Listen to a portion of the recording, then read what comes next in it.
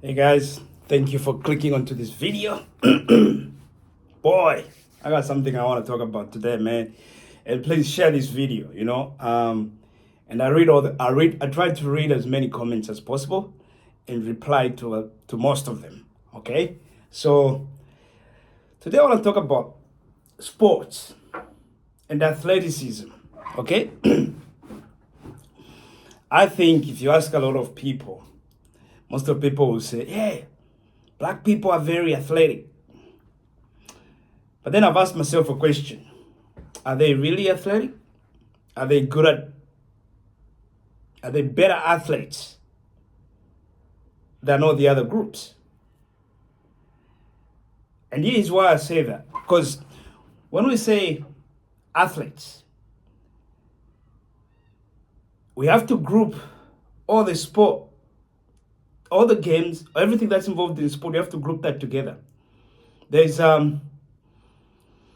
running, there's also skiing. That's a sport. There's swimming, basketball, soccer, table tennis. All these things are sports. Now, are black people dominating all these sports? Golf? The answer is no. Okay? So then it begs the question, what are we really talking about? The last time a white person won a 100-meter race was in 1980 during the Moscow Olympics. Since then, it's been dominated by black people. Mostly people from Jamaica and the US. So when you look at that, it's fair to say, oh yeah, you see, they're good at athletics. But let's look at a few things, because there's this thing, there's something I want to connect here, and please follow me here. Let's say we go to basketball. Why are black people good at basketball in the US?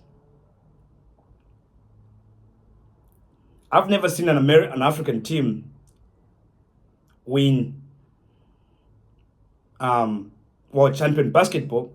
Sudan did very well at the last Olympics. I give that to them. So we can say, okay, sometimes about height, obviously if you are taller, basketball makes it so much easier for you. It suits people like that. And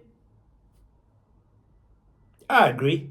But when you have a tall Chinese guy, some of them turn out to be just as good. Okay? But this is what I've come up with after looking at this. First of all, why are black people good at basketball and not good at skiing? I look at it this way. This is what I found. I think majority of black people don't live in areas that are cold to begin with. Also, when you look at in the US, it's much easier as a kid to play basketball than it is to do skiing. Why? Because just buying the equipment for skiing is expensive. And sometimes you actually have to travel, book hotels and all that to where hotels are. Most of our people in the US don't have that kind of money. So it's much easier to go to the basketball court. All you need is a ball. You can play in the shoes that you have. You can buy a basketball for like $20 and it's on. Much, much easier. And you're playing that with your friends. Now, I can transfer that, the same sort of concept that's going on there, we can transfer that to Africa. When I was growing up, all we did was play soccer. It was easier. You can put up, and it wasn't even the expensive soccer ball, it's just something we made up. We found ways to create a ball. And some of them quite impressive, actually. But we found ways to create that, and we'll play. From morning. That's what we did. Outside, kick the ball. And as we are doing that, we are training ourselves. We are training our bodies. We're getting ready for it. Because it's easier to get into. First of all, I didn't grow up in a place where people snow. So you're not going to see an African kid snowing. And also, even if there was snow, even if there's some parts where it snows in Africa, like South Africa and Lesotho and all those places, Snowing, skiing equipment ain't cheap. So I don't think most Africans will be doing that sport. They're not gonna be in it. Okay, so that's how. Let's talk of running. I think running is also the same thing. Most people, most of our people are driven by lack of money. And you look at these things like running, basketball, whatever, especially in the US, um, there's been, you can get a scholarship. It looks good for your school because the school also wants. So you're going to find if you're poor, that's your way out. So you gotta try to work so hard to get in that position. But if you are a white kid, it doesn't matter whether you play that or you don't.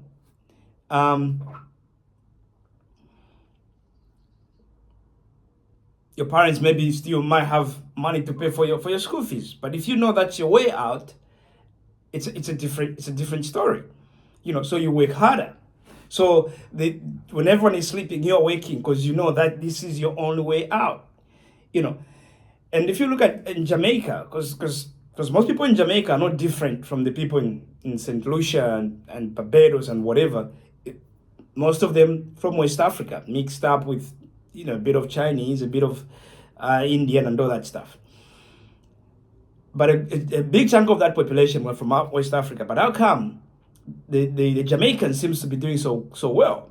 So one thing, when you look at that, Jamaica put up a program, like a serious program into running, and that's why they've dominated. Other countries within the Caribbean haven't done the same. But as other countries come up and put the same tenacity and money into these programs, I think those kids gonna turn out to be good. But then you can say, how about running faster? I personally believe it's the same thing. Sometimes, if you look at, let's say, table tennis in China, it became like a national sport. So everyone now wanted to do it. So people became good at it. Majority of these Asians are very good at table tennis. I saw a Nigerian guy the other day, though, killing everybody, playing table tennis. But this guy, and this is the thing, if table tennis became a big thing in Africa, the Africans would probably do well at it. So most of the stuff, I personally believe it's exposure stuff you get exposed to. There's no way I can compete with someone at skiing with someone who lives in Poland when they have more winter. Even the way I play soccer outside, they play skiing outside. I'm not gonna compete. I'm not gonna compete with that person. So something. When you look at swimming, it's not a big sport in Africa. Swimming is not, but doesn't mean Africans can't swim. Because I remember I lived in a place called in where I grew up. Those big lakes, and I remember sometimes we'll get on a pontoon, and these youngsters will get on the pontoon, and as we are going across the river, we go like half, sometimes even 3/4, and these kids will jump off and then swim all the way back. No one even taught them how to swim. They just live around the river, like close to a river, and they know how to swim. But I also think in certain, like me, at my height, I don't think I would be a better basketball player than LeBron. So that's why we can say sometimes, maybe it could be some of those genetics will come in. And I agree with that. But I also think sometimes it's just about working hard. Like I look at the people in Kenya, yes, we can say, maybe they live at higher heights or this and that. But when you have someone win in that particular sport, then more investments will be put in that country, and people have someone to look up to and they want to become like that. But the question then we got to ask ourselves is, Tiger Woods, black, you want golf? How come not so many people, not so many African Americans went on to golf? Because there's big money there too. You know why?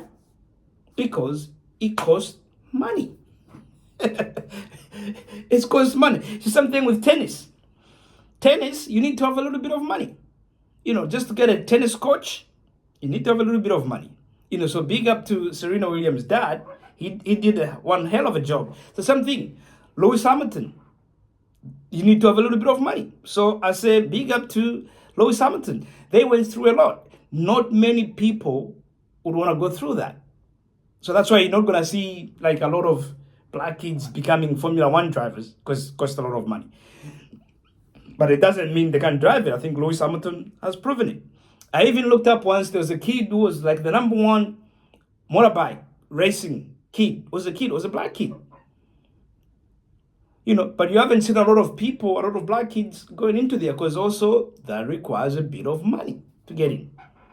Buying a motorbike is not like buying a basketball. Now, what can we learn as Africans from this sport? Because if you look at in Europe right now, almost every team has like a high number of Africans playing in soccer. And then it goes back to what I just said, because that's what we do. We play soccer on the street. We even play until like 7, 9 p.m. When the moon is up, it's on. So if you start playing at 4 o'clock, you're kicking a ball, and you 10, 15, and you're still kicking that ball, your muscles will develop a certain way, to suit that sport. And that's why you see these guys do so well when even in Europe. But also, soccer is not an expensive sport. You can buy soccer boots for $20. You can buy a ball for sometimes even $5, and it's on. It's much easier to play soccer than to be a tennis player. You need a coach, and these coaches, that's why you see mainly these coaches make a lot of money because they're hanging out with the rich people who can afford it. These kids cannot afford it. So that's why you even see in Europe, a majority of the people right now are these immigrants who are playing for these. Do I support that? No, I don't support it. But I see why it's happening. But then it gives me another question, and this is what I'm saying. You gotta follow me because I'm trying to connect things here. In the 80s, China was a third world country. It was poor. It was horrible. Really, really bad. Because the people used to wear almost like they were wearing the same uniform. Because there was only one design, I think. What they've done in the last 30 years it's never been done in history. Taken 800 million people out of poverty. We may not agree with everything China does, just like any other country, but something we cannot escape is that they've done something that's never been done in the history of humanity. 800 million people taken out of poverty within 30 years. That's a huge, huge milestone. And there's a lot of things, especially my continent, where I come from, Africa, can learn from what the Chinese have done. However, there's something I want to look at. The Chinese have invested quite heavily in engineering. Heavily in engineering. Whereas in Africa, athletes and musicians are the role models. In China, it's these engineers, like educated people are the role models. They've changed that. So what you are seeing now, and what has happened, this is a country before that could not produce anything. That was just like poverty and poverty and poverty. Now what you are seeing is the Chinese are challenging every technology that's out there. They're dominating. Even when you look in the US, 43% of engineers in these tech companies are from Asia. They're dominating that industry. And I always give this example, like in India, where the government spent a lot of money in IT. And since then, India has been producing some of the best IT people in the world. And when the government was introducing these, people were even demonstrating. They were thinking it's going to take their jobs. But it's ended up creating jobs. Almost everywhere you go in this world, if you go to university, if there's an IT teacher, the chance, most likely, there's a huge chance that they're going to be from India or they're going to be of Indian heritage. And that's a great work from the government. We've got to give credit where credit is due. They've done very well. But then compared to governments in Africa, there's no agenda there. There's absolutely no agenda. When I went to school, the only experiment I ever did was we get a test tube, put lime water in it, and lime water, you blow in it and lime water turns milky. Up to now, I remember that. That's it. We had some test tubes and is a beaker or all those things there, but there was no chemicals to mix anything. It was all theoretical. Like that's it. It was theory, and we were memorizing and all that crap. The whole thing was just wrong. Someone even told me they were in Burkina Faso some years back, and at universities they were still using floppy disks. So you cannot produce engineers with that type of investment.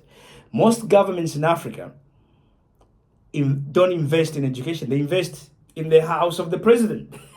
The car for the president. They want to go and buy the car, a Rolls Royce for the president, while everyone else is poor. Their priorities are not right.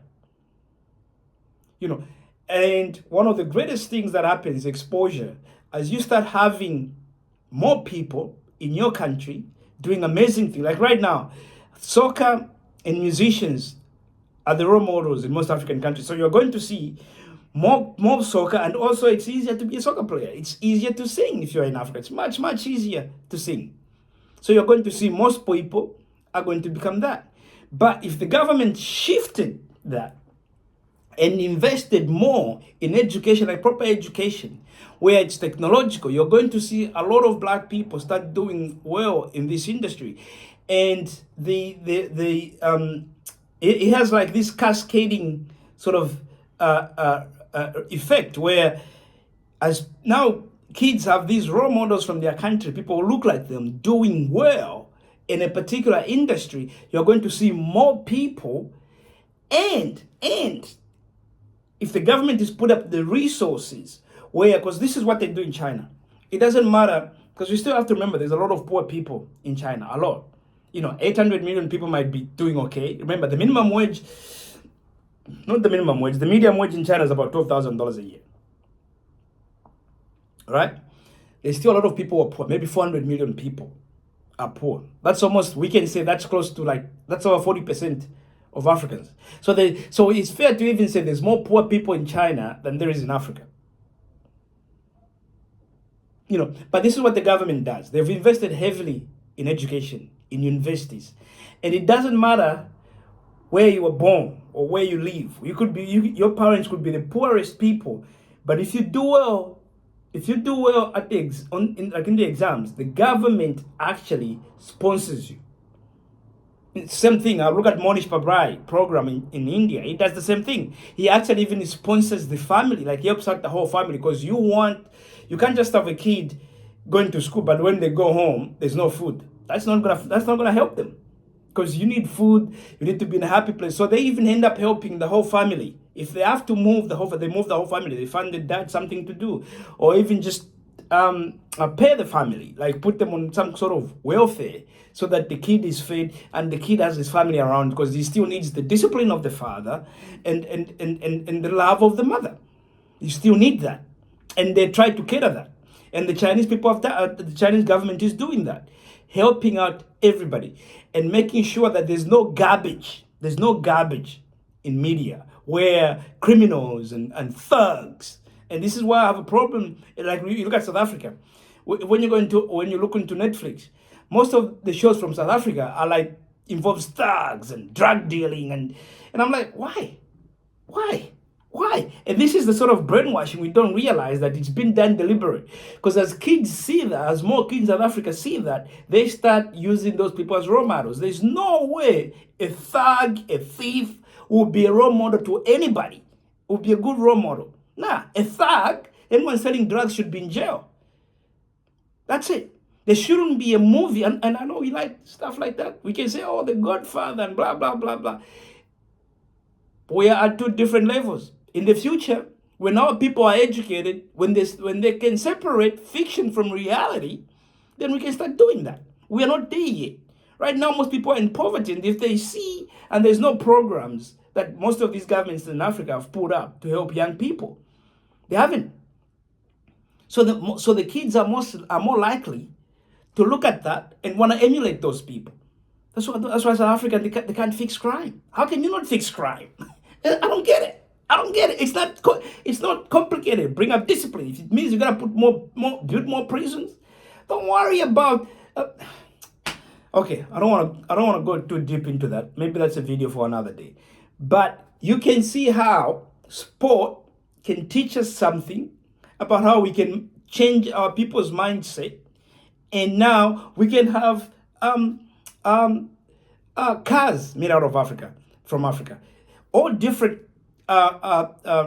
technological things coming out of Africa and competing at the world stage, on the world stage. Look at what happened recently. Just yesterday, the American stock market almost collapsed, like crashed bad. Most of these AI companies, they crashed really bad. You know why? Because over the past few years, the American government has been putting sanctions in a way, banning companies in America from selling high-tech chips to China, right? Most of you, excuse me, I probably heard about a chat GPT from a company called OpenAI. If you haven't, just Google that. It's going to come up. This cost billions of dollars to put in, to create.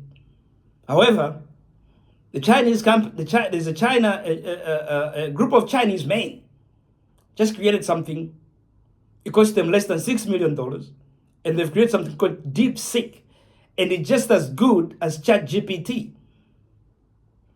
When the Americans slapped the Chinese on one cheek, the Chinese didn't give them the other cheek. Like they like to teach you in your religious beliefs. The Chinese said, okay, all right, I'm coming back. I'm going to slap you back.